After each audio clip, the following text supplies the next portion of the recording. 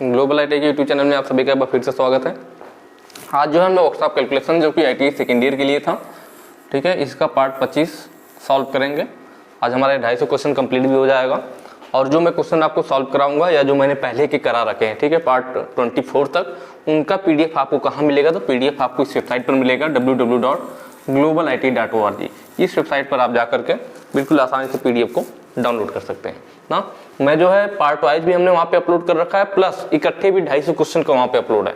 तो आपको जो सही लगे आप उसको डाउनलोड कर लीजिए और अपना प्रैक्टिस कीजिए, ठीक है। यह जो है आपका आईटीआई सेकेंड ईयर में जितनी भी आईटीआई में 2 वर्ष वाली ट्रेड है, चाहे वो इलेक्ट्रीशियन हो, फिटर, मतलब इंजीनियरिंग ट्रेड की बात करेंगे, उनमें यह सब्जेक्ट कॉमन होता है। Electrician, fitter, wireman, electronic mechanic, RAC, diesel mechanic, जो भी इस टाइप की ट्रेड है आपका, सब में या एमएमबी वगैरह, मोटर मैकेनिक व्हीकल है, सब में यह सब्जेक्ट कॉमन होता है, ठीक है। तो वो सभी के लिए है। चलिए हम लोग क्वेश्चन स्टार्ट करते हैं, ठीक। इसका जो वीडियो जो है ना, उसका लिंक मैं डिस्क्रिप्शन में दे दूंगा, आप उस पर क्लिक करके सीधे प्लेलिस्ट पे चले जाएंगे, जहां आप आज ये पार्ट 25 से इसके पहले की सारी वीडियो इकट्ठे देख पाएंगे। तो एक बार डिस्क्रिप्शन में आप लोग चेक कर लीजिएगा, ठीक है। क्वेश्चन कह रहा है किसी भी नए इंस्टॉलेशन पर वायरिंग के पूरा होने पर कौन से आईई नियमों को सत्यापित किया जाता है, ठीक है। आईई नियम क्या होता है? आईई नियम का मतलब है इंडियन, आई से होता है आपका इंडियन, ई से होता है इलेक्ट्रिकल, ठीक है। तो इंडियन इलेक्ट्रिकल या इलेक्ट्रिशियन रूल होता है हमारा। आई से इंडियन और इसे इलेक्ट्रिकल रूल, तो वही यहाँ पे लिखा हुआ आईई रूल, मतलब इंडियन इलेक्ट्रिकल रूल, जो इंडिया का इलेक्ट्रिकल रूल बनाया गया उसके लिए है। तो वह रूल कब बनाया गया था? तो इंडियन आईई रूल का मतलब हो गया Indian electrical rule 1956, Indian electrical rule 1960, 1961 और 1967 है। तो दरअसल जो रूल बनाया गया था इंडियन इलेक्ट्रिकल रूल, वो कौन सा है? तो वो इंडियन इलेक्ट्रिकल रूल 1956 है। आपको ध्यान रखना पड़ेगा। तो ऑप्शन ए हमारा सही हो जाएगा कि हम जब कहीं भी इंस्टॉलेशन करते हैं, जब वायरिंग कंप्लीट हो जाती है, तो हम किसके तहत, किस नियम के तहत उसका ध्यान देते हैं कि वह सारी चीजें पूरी हो रही है या नहीं हो रही है। तो हमारा इंडियन रूल 1956 है, जिसके अंतर्गत देखा जाता है वायरिंग कंप्लीट होने के बाद कि हाँ सारी चीजें जिस हिसाब से दिया हुआ था उस हिसाब से है या नहीं है, ठीक है। नेक्स्ट क्वेश्चन पे चलेंगे। अगला क्वेश्चन कह रहा है काम की वस्तु के लिए विस्तृत विनिर्देश क्या बताता है? कहने का मतलब इंग्लिश थोड़ा देखिएगा, what describes the detailed specification. Detail specification मैंने आपको बताया था कि डिटेल स्पेसिफिकेशन मतलब ऐसा स्पेसिफिकेशन जिसमें उसकी पूरी डिटेल हो कि उसकी क्वालिटी कैसी है, उसकी क्वांटिटी मतलब मात्रा कैसी है और उसकी वर्किंग विधि वगैरह जो भी है, ठीक है। तो जब उसके डिटेल में हमें क्या हो, उसका डिटेल स्पेसिफिकेशन चाहिए होगा ना। डिटेल मतलब इसका स्पेसिफिकेशन पूरा डिटेल में पता चले। मैंने मोबाइल का एग्जांपल भी दिया था कि जैसे मोबाइल में भाई स्पेसिफिकेशन होता है, सिर्फ आप ऊपरी चीजें देख लो, ठीक है।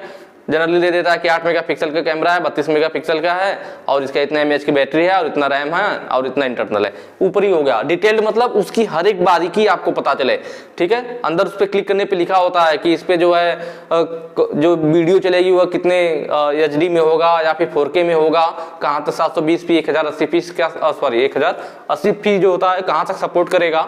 बाकी उसके बारे में जो डिटेल दी होती है कि इसके चार्जर का जो वोल्टेज है एम्पियर वो कितना, मतलब सब एक एक छोटे पॉइंट जहां पे दिया गया होता है वो डिटेल्ड स्पेसिफिकेशन होता है उसके बारे में, आइटम के बारे में ना। तो वही चीज कह रहा था कि डिटेल स्पेसिफिकेशन कौन सा है? रंग। भाई रंग से डिटेल का नहीं पता चलेगा, इससे तो एक ही चीज का पता चला। डिटेल स्पेसिफिकेशन मतलब जहां पर हमें ज्यादातर चीजों का पता चल जाए, ठीक है। यह क्या है? टैक्स, ट्रांसपोर्ट, ओवरहेड एक्सपेंस, यह तो सब एक ही चीज हो गई ना। टैक्स, ट्रांसपोर्ट, ओवरहेड, क्या है? ओवरहेड एक्सपेंस मतलब परिवहन में क्या खर्च होगा, ऊपरी व्यय क्या होगा, कर क्या होगा, सब खर्च से मतलब हो गया, ठीक है। और ये क्या है? मेंटेनेंस, स्टॉक, कॉस्ट, ठीक है। पहला ऑप्शन देखिए गुणवत्ता, क्वालिटी, क्वांटिटी, ठीक है। उसकी क्वालिटी क्या है, क्वांटिटी मतलब कितनी मात्रा में है, वर्कमैनशिप क्या है, कारीगरी क्या है, और मेथड ऑफ एग्जीक्यूशन मतलब निष्पादन की विधि क्या है। तो यहाँ पे हमें क्या पता चलेगा? उसका डिटेल पता चलेगा। तो ये ऑप्शन ए हमारा सही हो जाएगा, डिटेल स्पेसिफिकेशन, ठीक है। नेक्स्ट क्वेश्चन पे चलेंगे।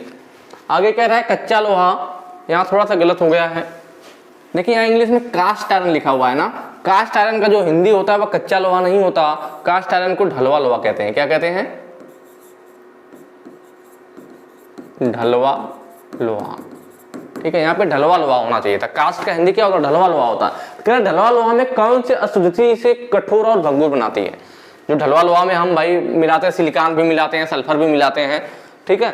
तो ढलवा लोहा में सिलिकॉन, सल्फर, मैग्नीज सब मिला होता है। तो इनमें से क्या मिलता है जिसकी वजह से हमारा ढलवा लोहा क्या होता है, कठोर तो होता है, लेकिन जब किसी भी चीज में मैंने बताया था कि जब उसमें कठोरता बढ़ती है तो कठोरता के साथ साथ एक उसका अवगुण भी उत्पन्न हो जाता है, हाँ, उसे क्या कहते हैं, भंगुरता कहते हैं। तो वही चीज है। तो कौन सी शुद्धता मिलाते हैं, तो जो सल्फर है, ऑप्शन बी जो आपका दिख रहा है सल्फर। जब कास्ट आयरन में, जब ढलवे लोहे में सल्फर मिलाया जाता है तो उससे उसका क्या होता है, कठोरता तो बढ़ता है, लेकिन उसके साथ साथ उसमें भंगुरता का गुण भी उत्पन्न हो जाता है। तो यही वो चीज है जिसे मिलाने पे इसमें कठोर और भंगुर बनाता है इसे, ठीक है। तो ऑप्शन बी हमारा सही हो जाएगा।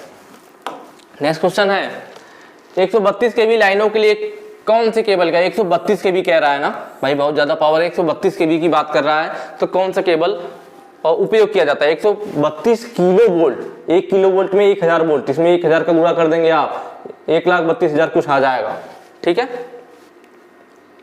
1,32,000 वोल्टेज हो जाएगा।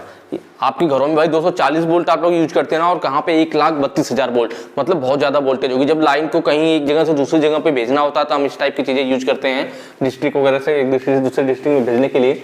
तो ये 132 किलो वोल्ट जो लाइन है, तो इसके लिए हम केबल कौन सा उपयोग करें। तो वोल्टेज यहाँ पे आपको देख के लग रहा है भाई 132 केवी मतलब 1,32,000 वोल्टेज, बहुत ज्यादा वोल्टेज है। तो ऐसे के लिए हमें कोई केबल जो होगा वो अच्छा केबल चाहिए होगा। तो कौन सा केबल, तो ऑप्शन देखिए, high tension, super tension, extra high tension, और इसमें देखिए एक्स्ट्रा सुपर वोल्टेज। इसका ऑप्शन से ही लग जा रहा है ना कि एक्स्ट्रा सुपर वोल्टेज, भाई यहाँ पे वोल्टेज बहुत ज्यादा है ना, 132 किलो वोल्ट है, बहुत ज्यादा वोल्ट है। और यहाँ पे ऑप्शन में भी कह रहा कि एक्स्ट्रा सुपर वोल्टेज, मतलब ऐसा केबल हो जो एक्स्ट्रा सुपर वोल्टेज को सहन कर सके। तो ऑप्शन डी हमारा सही हो जाएगा कि एक्स्ट्रा सुपर वोल्टेज वाली केबल हम यूज करेंगे 132 केवी लाइन के लिए, ठीक है।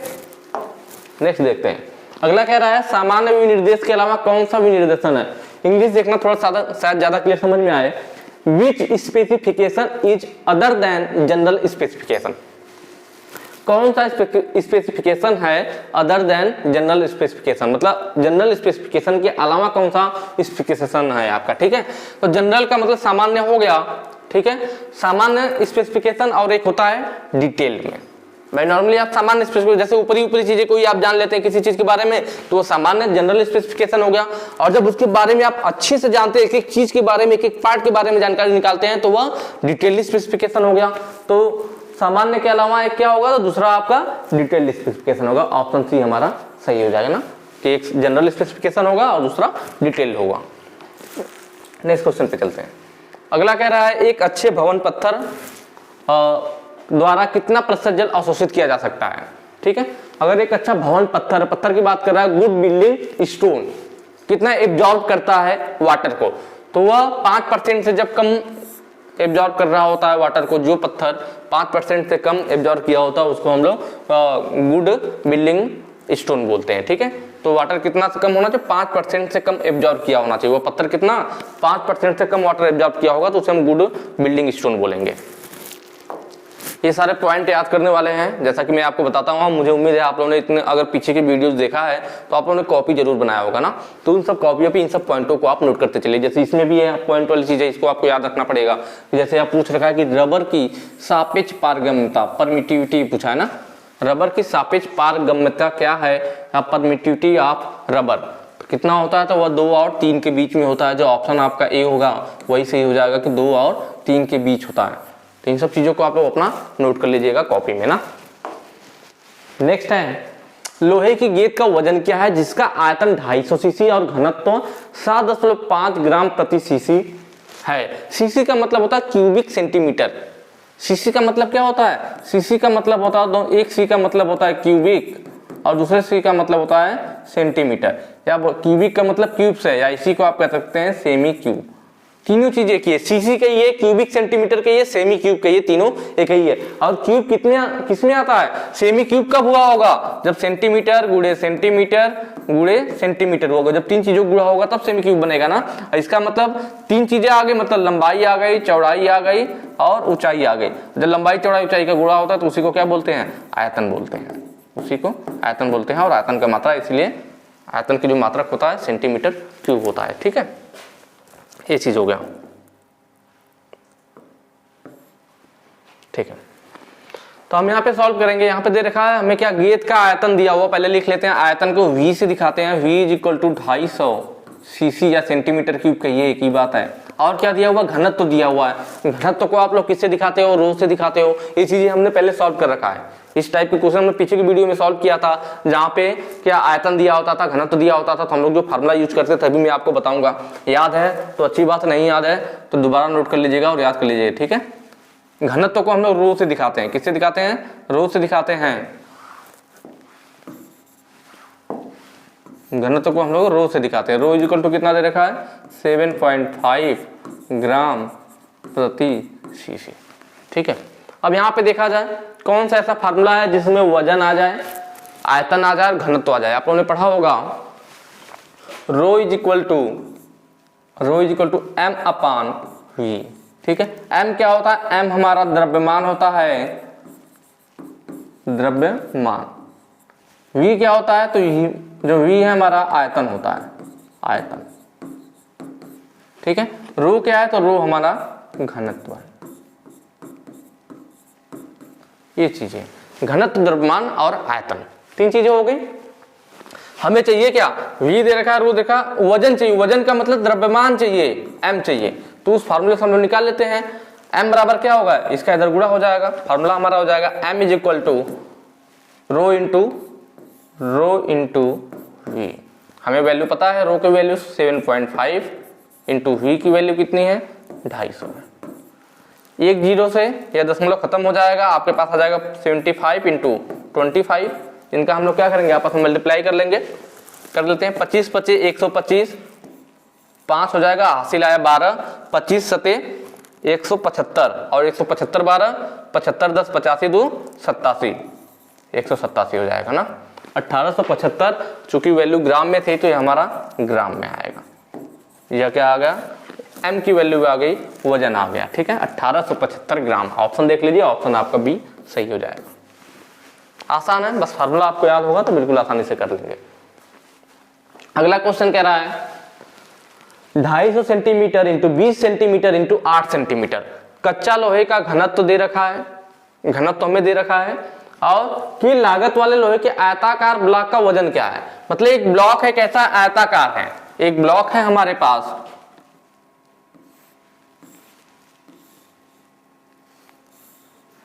एक हमारे पास आयताकार ब्लॉक है कुछ इस टाइप से, ठीक है। ये चीज है हमारे पास। इसका हमें क्या दे रखा है, 250 सेंटीमीटर, मतलब पहला जो होगा वो लंबाई होगा, कितना है 250 सेंटीमीटर इसकी लंबाई है, 20 सेंटीमीटर इसकी चौड़ाई है, यह हो गया आपका, और 8 सेंटीमीटर ऊंचाई, मतलब यह वाली बीमा हो गई। तीनों चीजें दे रखी है ना, लंबाई चौड़ाई ऊंचाई तीनों इस आयताकार ब्लॉक का दिया हुआ है। हमें इस ब्लॉक का वजन निकालना है। तो आपको मालूम है वजन निकालने के लिए सेम वही फार्मूला जो हमने पीछे यूज किया था, रो इज इक्वल टू घनत्व इज इक्वल टू द्रव्यमान बटे आयतन, m अपान v। हमें वजन चाहिए तो m is equal to rho into v, मतलब घनत्व इंटू आयतन हो गया, द्रव्यमान बराबर घनत्व इंटू आयतन। अब हमें यहाँ पे दिया क्या है, क्वेश्चन में देखिए घनत्व दे रखा है, घनत्व हमें दे रखा है, अच्छी बात है, रो का मान हमें पता है। अब दूसरी चीज हमें क्या चाहिए, आयतन। अगर हमें आयतन पता चल जाता तो इन दोनों को आपस में गुणा कर देते और हमें वजन का पता चल जाता, द्रव्यमान का पता चल जाता। अब आयतन कैसे पता चलेगा, तो आपको मालूम है किसी भी चीज का आयतन निकालने के लिए फार्मूला क्या होता है, लंबाई गुणे चौड़ाई गुणे ऊंचाई। और यहाँ पे हम देख रहे हैं कि जो आयताकार बॉक्स था इसकी लंबाई चौड़ाई ऊंचाई तीनों चीजें दी हुई है, मतलब हम लोग यहाँ से फार्मूले से काम बना सकते हैं। तो आयतन बराबर होता है लंबाई इंटू चौड़ाई इंटू ऊंचाई, ये चीजें। लंबाई कितनी है 250 इंटू चौड़ाई कितनी है 20 इंटू ऊंचाई कितनी है 8 है। यहाँ मल्टीप्लाई कर लेते हैं हम लोग, ठीक है। 250 दुना 500 हो जाएगा भाई, 25 दुना 50, 500, इसका एक और जीरो 5000 इंटू 8 मल्टीप्लाई कर लेंगे, 809 0 809 0 8 पचे 809 0 3 जीरो आएगा ना, और 8 पचे 40, कितना आ गया आपके पास 40,000 आ गया ना। ये हो गया हमारे पास क्या, आयतन।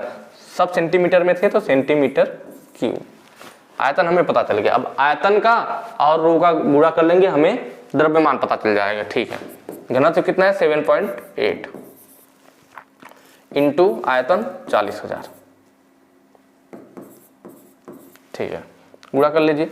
देखिए यहाँ पे एक अंक पे दशमलव है तो एक जीरो हम खत्म कर देंगे तो ये दशमलव खत्म हो जाएगा, तो 78 हो जाएगा इंटू 40,000 से 4000 हो जाएगा, क्योंकि 1 जीरो इसका दशमलव खत्म करने में चला गया।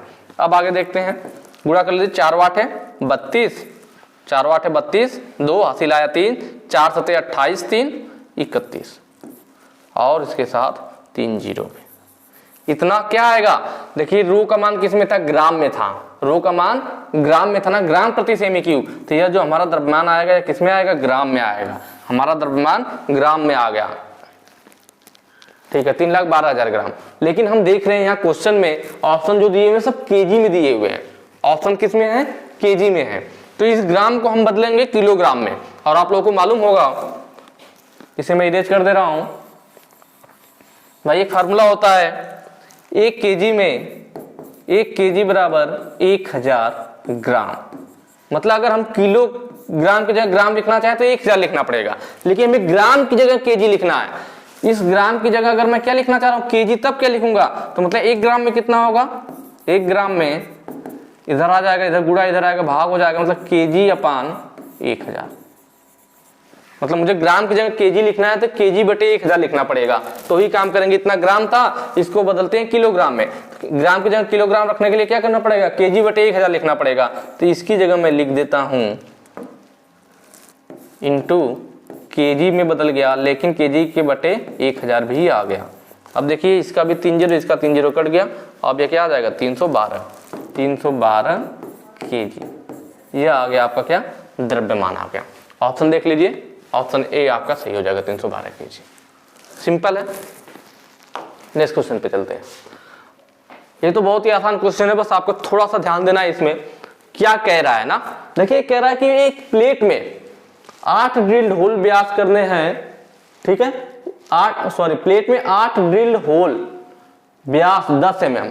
थोड़ा सा ये क्या कहते हैं, ट्रांसलेट करने में उतना सही नहीं हुआ है। कहना चाह रहा है कि 8 ड्रिल करने क्या होल, किस व्यास के, 10 mm के।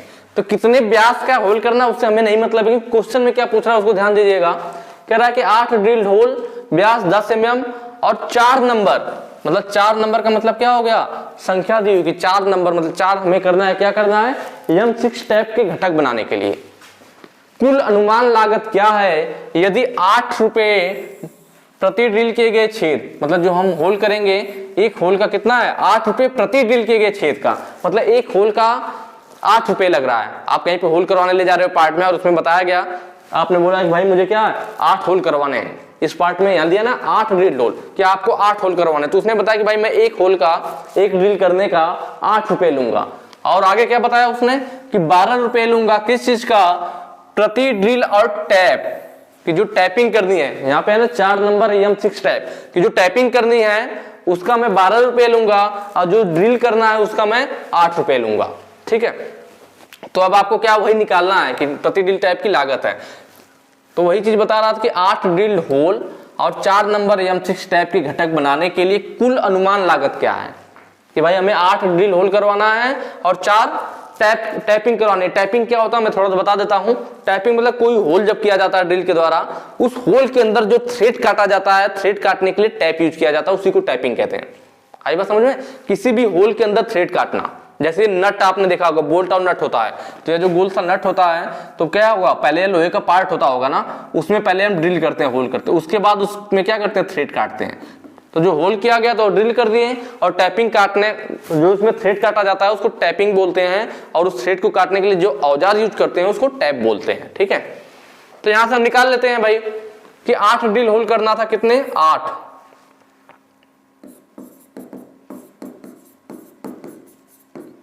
ड्रिल होल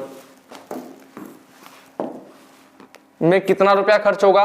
तो हमें मालूम है, यहाँ कह रहा है कि 8 रुपया प्रति ड्रिल, तो मतलब एक ड्रिल का 8 रुपया है, तो 8 का कितना हो जाएगा, 8 8 64 रुपये हो जाएगा, यही होगा ना भाई। 8 ड्रिल होल करवाने थे यार, यहाँ पे बोला था कि 8 रुपये प्रति ड्रिल है, एक ड्रिल का 8 रुपये है, तो 8 होल का 64 रुपये। आगे क्या कह रहा है कि 4 नंबर M6 टैप, मतलब हमें M6 टैप का टैपिंग करवानी है, थ्रेड काटना है, कितना, 4 नंबर, मतलब 4 संख्या दिया हुआ है कि हमें M6 का टैप करना है, कितने में, 8 होल करेंगे और 4 M6 का टैप, मतलब 4 जगह पे हमें टैपिंग करनी है। तो कितने करने हैं, 4 टैप करना है। इसका कितना हो जाएगा, तो यहाँ पे देखिए नीचे दिया हुआ है कि 12 रुपये प्रति ड्रिल आउट टाइप की लागत है, मतलब जिसमें हम ड्रिल आउट टाइपिंग दोनों करेंगे उसकी लागत कितनी है, 12 रुपये है। तो यहाँ पे 4 करना था, तो 4 एक का 12 रुपये है, तो 4 का 12 चौक 48, 12 का गुणा कर देंगे, 12 चौक 48। कुल लागत पूछा था ना, कुल लागत पूछा था, तो भाई जो होल करने में पैसा खर्च हुआ और जो टैप वाले से खर्च हुआ दोनों को जोड़ देंगे, कुल लागत पता चल जाएगी। इन दोनों को जोड़ देते हैं, 8 4 12 को 2, हासिल आया 1, 6 4 10, 1 11, 112 रुपए। तो ये क्वेश्चन तो बहुत ज्यादा आसान है, आप मतलब देख कर भी बता सकते हैं, सॉल्व करने की जरूरत नहीं, आप सीधे सीधे यहाँ से भी देख सकते थे कि भाई 8 होल था, एक होल का 8 रुपये था, 8 64, 4 टाइप करनी है और एक टाइपिंग का 12 रुपये, तो 12 चौक 48, 64 48 जोड़ देते, 60 40 4, 8 40 12, सॉरी 8 4 12, तो 112 आ जाता। तो आप नॉर्मल भी सॉल्व कर सकते थे। और एक क्वेश्चन हमारा लास्ट था, 250 क्वेश्चन हो गया ना, तो ये लास्ट था। बाकी जो है अगर वीडियो अच्छी लगी हो तो आप लोग ज़्यादा से ज़्यादा शेयर कीजिएगा, और पुराने वीडियोज मैं डिस्क्रिप्शन में लिख दे दूंगा, आप वहाँ क्लिक करके देख लेना, ठीक है। चलिए आज का वीडियो यहीं पे खत्म करते हैं, थैंक यू।